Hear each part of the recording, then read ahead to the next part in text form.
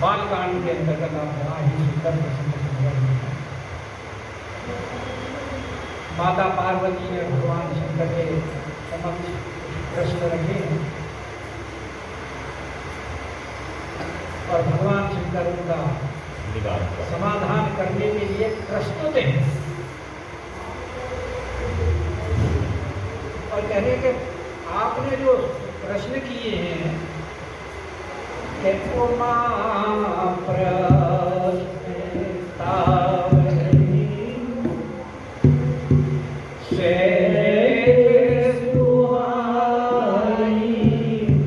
आपने बड़े सरलता से जो प्रश्न स्वाभाविक जो प्रश्न है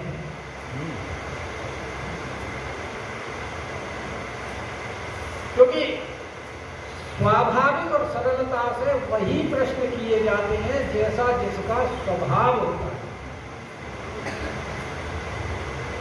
और सहज स्वभाव बनावटी नहीं होता, वो वास्तविक होता है। बाकी बातें तो हम जैसा संसार में देखते हैं उसके अनुसार बर्ताव करते हैं तो उसमें बहुत सी चीजें बनावटी होती हैं, लेकिन जो जीव का अपना जो सहज स्वभाव है वो सहज के स्वभाव से जब वो बर्ताव करता है तो अपना स्वाभाविक जैसा जिसका स्वभाव है उसी प्रकार से वो बात करता है। और यहाँ भी यही कह रहे हैं कि तुम्हारे जो प्रश्न हैं वो सहज हैं और सहज है इसलिए वो सुहावने भी हैं। सुहावने का मतलब स्वाभाविक ही सुंदर है। तो स्वाभाविक सुंदर क्यों है? स्वाभाविक सुंदर ये है कि इन प्रश्नों के उत्तर के माध्यम से सारे संसार को एक उपदेश जा रहा है और उनको एक मार्ग उनके जीवन में अग्रसर होने का, कल्याण का मार्ग प्रशस्त हो रहा है। क्योंकि संसार में जब चर्चा होगी कि भगवान शंकर से पार्वती जी ने क्या क्या प्रश्न किए और भगवान शंकर ने उन प्रश्नों का क्या क्या उत्तर दिया, तो इस प्रकार की जब सब लोग चर्चा करेंगे तो उस चर्चा से स्वाभाविक ही भगवान के गुणों की, रूप की, नाम की, लीला की, इन सब की चर्चा होगी और इन सब की चर्चा करने से जीव का कल्याण होगा। इसलिए ये सुहाई, सहज सुहाई और सुखद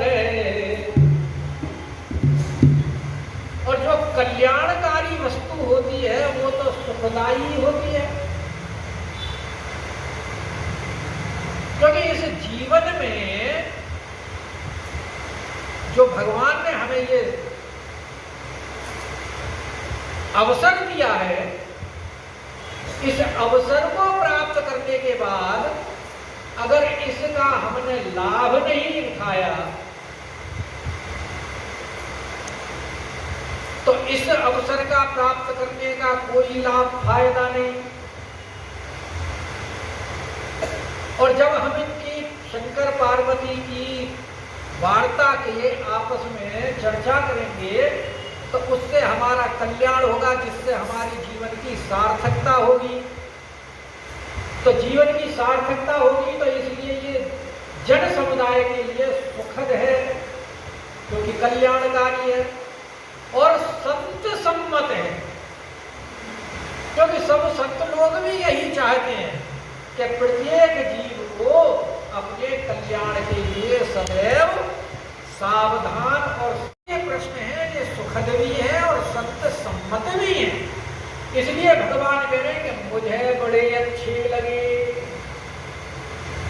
कि सुखद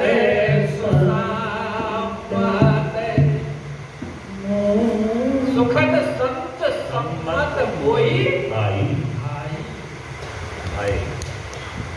लेकिन और सब बातें तो आपकी ठीक है, लेकिन एक बात नहीं कोई सुहानी। बाकी आपने राम जी के बारे में जो प्रश्न किए, उनकी लीला के जानने के बारे में, किस प्रकार उनकी बाल लीला हुई, ये सब जो दोहा नंबर 108 में जितने भी उन्होंने प्रश्न किए हैं वो सारे बड़े सुंदर हैं। लेकिन उन्होंने एक बात थोड़ी सी हमको अच्छी नहीं लगी।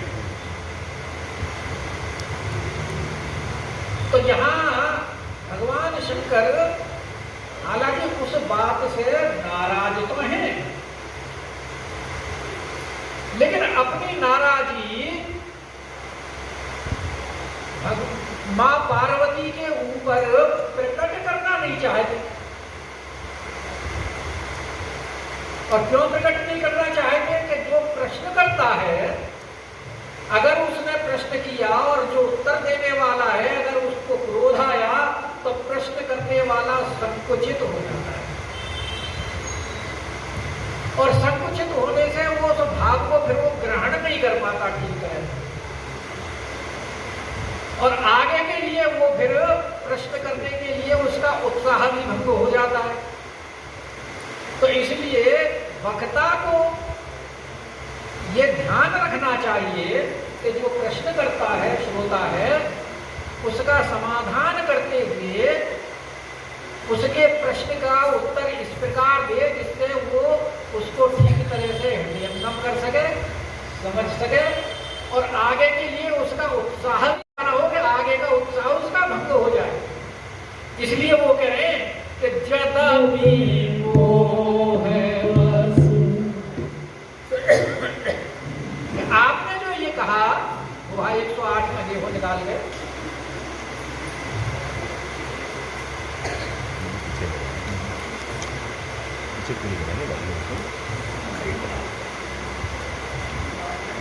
राम सुआवत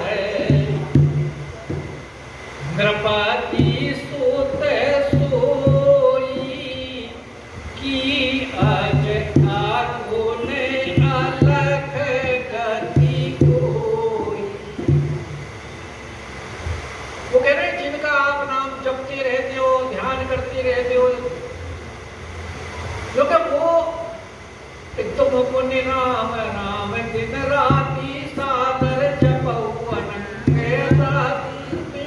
वो राम जो अवध नृपति हुई हैं, या कि आज अगुण अलग गति कोई, या कोई यानी सगुण ब्रह्म कोई और है और निर्गुण ब्रह्म कोई और है। और अगर ऐसा है तो जो नृपत नयत ब्रह्म की, अगर वो राजा का पुत्र है तो फिर ब्रह्म कैसे है। और नारी मेरे पति खोई, जिसका अपनी पत्नी के वियोग में मति भ्रम हो गया कि देखी चरित महिमा सुनत रमति बुद्धि अति हो। तो ये जो तुमने जो बात कही है, तो ये बात हमको अच्छी नहीं। इसलिए वो कह रहे हैं कि तुमने ये बात कही तो मोहवश है। और एक जगह भगवान शंकर ये भी कह रहे हैं कि आपको मोह नहीं है, आप कल्याण के लिए ये प्रश्न कर रही है। जैसे काकभूषुंड जी ने गरुड़ जी को कहा, जिनके साथ रहने वाले हैं, पार्षद हैं, आपको भला मोह कैसे हो सकता है। वो तो भगवान ने मुझे बढ़ाई देने के लिए कि कोई जाने काकभूषुंड जी की कोई कथा करता है, इसलिए आपके लिए आप मुझे बढ़ाई देने के लिए भगवान ने ये लीला रची।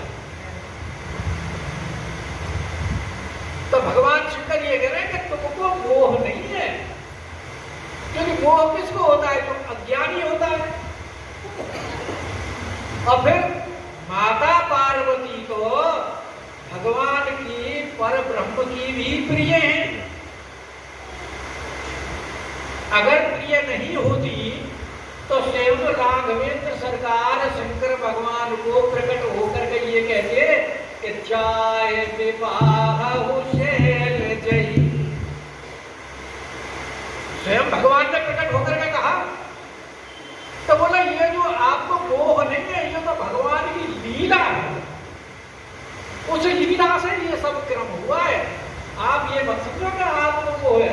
तो इसलिए यद्यपि मोह बस कहे रूपवानी, तो तुम जो कहा राम को आना, यही श्रुति गाव हरई मुनि ध्याना। जो कि तुमने जो ये कहा कि वो राम कोई और है, द्रप्तने है या निर्गुण ब्रह्म है, तो जो कि वो ऐसी बात नहीं है। वही जो राम द्रप्तने है वही निर्गुण ब्रह्म है।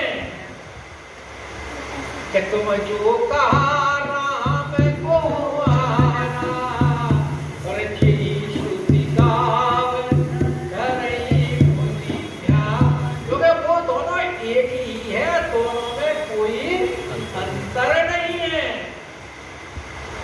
मेरे गुण सगुण नहीं कछु भेदा इत्यादि सब इसी बात का समर्थन करते हैं। और जो इस प्रकार के जो भेदभाव वाली बात करते हैं, वो भेदभाव वाली बात वो लोग करते हैं कि जिन्होंने कहे ही सुनहिया से अधम नर, कि जो ये कहते हैं कि वो निर्गुण ब्रह्म कोई और है, सगुण के एक, जैसे हमारे हरीश जी कल व्याख्या कर रहे थे कि एक राम दशरथ कर बेटा और एक घट घट में लेटा। कबीरदास जी अपनी वाणी में ऐसी बोलते हैं। तो वे ऐसे जो वार्तालाप करते हैं वो कौन है? ऐसे कहने वाले भी और सुनने वाले भी कौन है? अधम मतलब, अधम का मतलब जो अधर्मी है। और अधर्मी लोग धर्म को जानते हैं, क्योंकि अगर जो धर्म को जानेगा वही तो धर्म के अनुसार चलेगा, और जो धर्म को जानता ही नहीं वो धर्म के अनुसार कैसे चलेगा? तो अधर्मी का मतलब है कि वो कर्म कांड को नहीं जानते। भाई तीन प्रकार के लोग होंगे ना, एक ज्ञानी ज्ञान कांड, एक कर्म कांड और तीसरा उपासना। तीन मार्ग है ना। तो ये उनके लिए कह रहे हैं कि वो अधर्मी लोग जो हैं वो इस प्रकार की बातें करते हैं जो कर्म कांड को नहीं जानते, यानी धर्म के बारे में नहीं जानते। क्योंकि धर्म के बारे में नहीं जानते तो धर्म की रक्षा भी कौन करे? जब तक तुम धर्म की रक्षा करोगे तो धर्म तुम्हारी रक्षा करेगा। धर्मो रक्षति रक्षित है, हमारा शास्त्र यही कहता है ना कि तुम धर्म की रक्षा करो तो धर्म तुम्हारी रक्षा करेगा। होता है वन, तो वन की रक्षा कौन करता है? शेर। अगर शेर जिस जंगल में है उस जंगल में कोई आदमी जाता नहीं, किस लिए नहीं जाता? डर की वजह से नहीं जाता कि भाई शेर है वहां। और शेर की रक्षा कौन करता है? वन। वन शेर की रक्षा करता है क्योंकि उसके लिए निरापद स्थान है, कहीं भी घूमता है, चरण करता है, कहीं भी छिप जाता है और अपने शिकार के ऊपर हमला करता है। तो ऐसे ही धर्म की अगर हम रक्षा करेंगे तो धर्म हमारी रक्षा करेगा। तो जो ज्ञान कांड को नहीं जानते, ज्ञान जो यानी कर्म मार्ग को नहीं जानते, कर्म कांडी नहीं है, वो ऐसे अधर्मी लोग ही इस प्रकार की बातें करते हैं। कहीं सुनहि असे अधम नर और ग्रसे मोह निशान। और जिन ग्रस लिया। मोह को क्या बताया है? विषाद। और मोह में भी आदमी विवेक को खो बैठता है।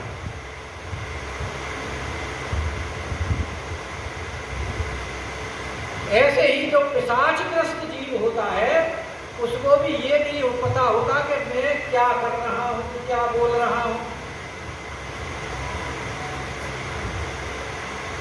और पाखंडी हरि पद विमुख, तो जो मोहग्रस्त है वो कौन है? वो अज्ञानी है। अज्ञानी का मतलब उनको ज्ञान के बारे में नहीं, विवेक उनका समाप्त हो गया। तो कर्मकांडी भी नहीं इस प्रकार की बात, जो कर्मकांडी नहीं है वो इस प्रकार की बात करते हैं, जो ज्ञानी नहीं है वो इस प्रकार की बात करते हैं। और पाखंडी हरि पद विमुख, और पाखंडी कौन है? इत्यादि कभी पढ़े नहीं, सुने नहीं, कथा वार्ता सत्संग किया नहीं,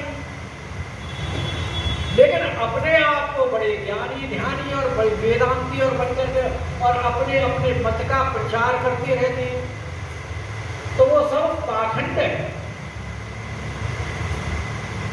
जैसे बरसात के दिनों में आपने देखा होगा कि जो पगडंडियां होती हैं वो विलुप्त हो जाती हैं। जो विलुप्त हो जाती है कि बड़ी बड़ी घास उग जाती है।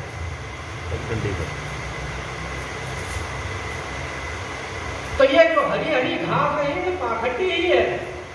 और किष्किंधा कांड में गोस्वामी जी ने बड़ा सुंदर इसका वर्णन किया है कि हरित भूमि तृण संकुल समुझ पर नहीं मान, जिमि पाखंड माग दे और लुप्त हुए सदग्रंथ। तो ऐसे पाखंडी लोग इस प्रकार की जो बातें करते हैं वो इसी प्रकार की, जो जैसा तुमने ये जो प्रश्न किया था जो मुझे अच्छा नहीं लगा था, वो ऐसे प्रश्न पाखंडी लोग करते हैं। और हरि पद विमुख और जान ही झूठ न सो, पता ही नहीं है कि सत्य क्या है और असत्य क्या है। क्योंकि अगर उनको कुछ ज्ञान हो तो जाने, अगर ज्ञान हो और जान है तो भगवान के चरणों में शरणापन्न होकर के अपना उद्धार ना करें, नाना प्रकार के पाखंडवाद फैला करके अपने अधर्म का जो प्रचार करते हैं, ऐसे लोग इस प्रकार की वार्ता करते हैं। इसीलिए वो कहते हैं कि हमको ये बात एक बात नहीं कोई सुहानी। तो फिर उनकी आगे वर्णन करते हुए कहते हैं कि आगे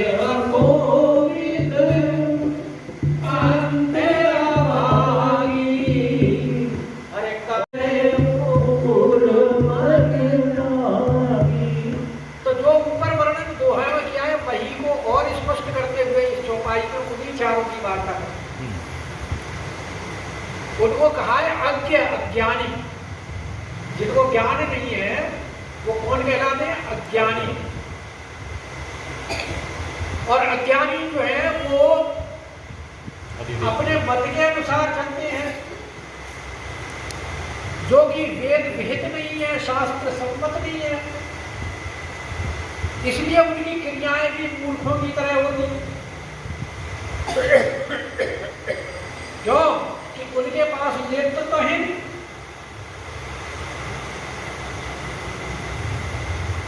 नेत्र क्या है? प्रत्येक जीव के देखने के लिए ज्ञान रूपी दो नेत्र हैं, जो हमारे शास्त्र कहते हैं।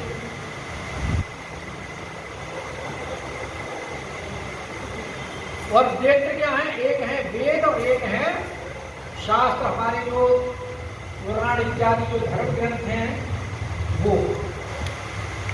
और उनके पास दोनों में से कोई भी नेत्र नहीं है। जिसको वेदों का ज्ञान है और वो शास्त्रों को नहीं पढ़े। अब मुझे कहना नहीं चाहिए, लेकिन बात आ गई है, थोड़ी सी कह दूंगा। जितने भी आप देखते हैं जो अपने आप को कहते हैं कि हम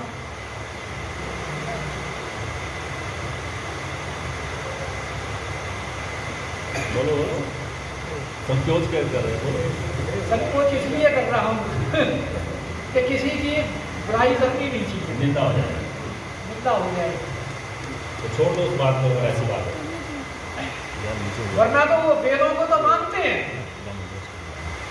और पुराणों के बारे में कहते हैं ये कपोल कल्पित है।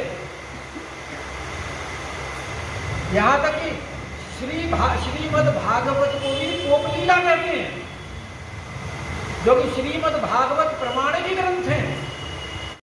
ब्रह्म सूत्र का सब संप्रदाय वालों ने भाष्य किया है, लेकिन चैतन्य महाप्रभु जो स्वयं भगवान हैं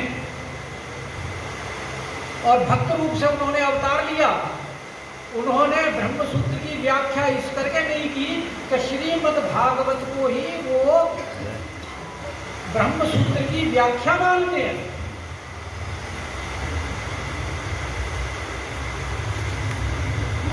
अब आप मेरा संकेत समझ गए होंगे मैं किनके लिए बात कह रहा हूं। तो इसीलिए वो कह रहे हैं कि उनके पास दोनों, जिस व्यक्ति के पास दो आंखें होती हैं वही व्यक्ति जो है सही प्रॉपर देख सकता है, और नहीं तो एक आंख वाला तो फिर वो सूझता नहीं, वो तो काना कहलाता है, और जिसके दोनों ही आंख नहीं है वो तो अंधा है। तो इसलिए वो कह रहे हैं कि वो जिनके पास कोई आंख नहीं है वो अज्ञ हैं, अज्ञानी हैं, अकोपित हैं, मूर्ख हैं और अंधे हैं और अभागी है, यानी भाग्यहीन है। क्यों? कि उनकी जो मन है, मन रूपी जो दर्पण है, उस पर काई लगी हुई है। किसकी काई लगी हुई है? विषयों की काई लगी हुई है। काई विषय मोरे मन लागी, कि मन रूपी जो उनका दर्पण है उसके ऊपर विषय रूपी काई लगी हुई है, इसलिए उनके ज्ञान और वैराग्य रूपी जो दोनों नेत्र हैं वो उनके पास उपलब्ध नहीं है, जिसकी वजह से वो वास्तविकता को नहीं देख पा रहे हैं। और वो विषय रूपी काई कैसे दूर होती है? तो गोस्वामी महाराज ने जब हनुमान चालीसा प्रारंभ किया तो उसमें सबसे पहले ही वर्णन कर दिया, गुरु चरण सरोज रज निज मन मुकुर सुधा। मन रूपी दर्पण का किससे साफ होगा? गुरु के चरणारविंद की रज से। जब वो साफ होगा तभी तो भगवान का वर्णन करने के योग्य होगा। वर्णौ रघुवर विमल जसु जो दायक फल जान। और चैतन्य महाप्रभु ने भी शिक्षाष्टक में कहा है, चेतो दर्पण मार्जनम भव महादावाग्नि निर्वापणम श्रेय कैरव चंद्रिका विद्यावधू जीवनम। तो चित्तरूपी दर्पण को साफ करने के लिए गोस्वामी बाग ने सबसे पहले इसीलिए गुरु वंदना ही की है। बंदम गुरु पद पद्म परागा सुरुचि सुवास सरस अनुरागा अमियमूरि में चूरन चालू। भवरुच परिवार समन सकल भवरुच परिवार, यानी भवरुच परिवार।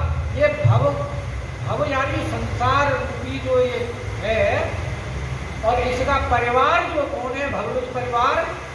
रोगों का भवरूपी रोग के और परिवार कौन है? काम, क्रोध, लोभ, मोह, मत्सर इत्यादि, ये सब भवरुच परिवार है। और ये भगवत परिवार दूर कैसे हुआ? समन सकल। इनका समन कैसे ही होगा, कब होगा? जब गुरु के चरणों की पदरज से उसका मार्ग दर्पण, चित्त रूपी दर्पण का मार्ग। तो इसलिए ये लोग, क्योंकि इनके चित्त रूपी दर्पण, क्योंकि ना ये किसी गुरु के आश्रित हैं, ना किसी संत के आश्रित हैं, ना वेद पुराणों के आश्रित हैं, ना भगवान के आश्रित हैं, क्योंकि हरिपद में मुख हैं। तो इनके चित्रूपी दर्पण का मार्जन कैसे हो? इसलिए इसलिए कहते हैं कि काई विषय पुकुरे मन लागी और लंबट कपटी कुटिल विशेषी और सपटे संत समान। तो ऐसे व्यक्ति जो लंपट होते हैं, लंपट का मतलब जो काम के वशीभूत हैं, कामी, काम के आदी, और कपट यानी छल कपट करने वाले, जो हमेशा असत्य बात करते हैं, सत्य भाषण करना जानते ही नहीं। उनका स्वार्थ ये होता है कि बस किसी तरह से हमारे काम सिद्ध होना चाहिए। वो भी द्वादश अक्षर का मंत्र का जाप तो वो लोग भी करते हैं, जैसे भक्त लोग करते हैं द्वादश अक्षर मंत्र का। द्वादश अक्षर मंत्र तो आप जानते हैं ना, कौन सा है? ओम नमो भगवते वासुदेवाय। ये द्वादश अक्षर मंत्र है जो सब लोग जपते हैं, इसलिए कल्याण है। और जो ऐसे कपटी लोग हैं, लंपट हैं, कुटिल हैं, ये भी द्वादश अक्षर का मंत्र जपते हैं। उनका द्वादश अक्षर मंत्र कौन सा है? अपने मतलब की बात करो। द्वादश अक्षर हो गए, अपने मतलब की बात करो। उनका द्वादश अक्षर मंत्र है अपने मतलब की बात करो। तो जो ऐसे हैं लंपट कपटी और वो छल करने में बड़े धूर्त हैं, बड़े तेज होते हैं। क्यों? कि उनको विवेक तो होता नहीं, ना अपने कल्याण के बारे में कुछ जानते हैं। वो तो यहाँ आए, पैदा हुए, खाए और चले।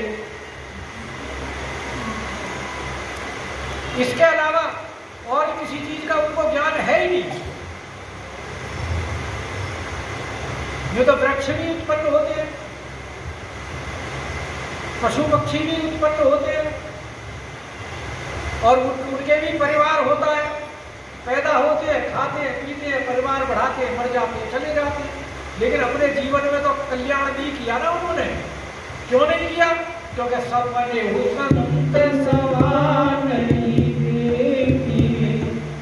उन्होंने कभी संतों के दर्शन ही नहीं किए। और जागृत में तो बात छोड़ो, सपने में भी कभी संत के दर्शन नहीं किए, संत सभा में। क्योंकि हम जो जागते हुए जो कार्य करते हैं, सपना भी हमें वैसे ही आते हैं। तो जो जगने में कभी संतों के पास नहीं गया, तो सपने में वहां संतों के दर्शनों से कैसे होंगे? और भाई विवेक तो बिना संत सभा के और संतों के संग के, बिनु सत्य संग विवेक न होई। राम कृपा बिनु सुलभ न सोई। बिनु सत्संग न हरि कथा, और तेरी बिन मोह न भाव। मोह गए बिनु राम पद, मोहि नहीं अनुराग। तो उन्हें संतों के महत्व के बारे में ज्ञान कहां से हो, पता कैसे हो? उन्होंने संतों के पास जाने के विचार ही नहीं किया। इसलिए कह रहे हैं कि सपने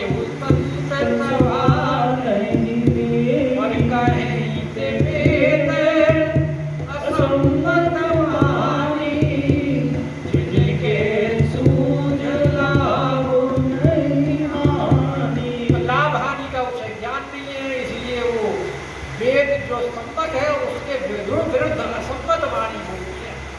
व्याख्या कल करेंगे।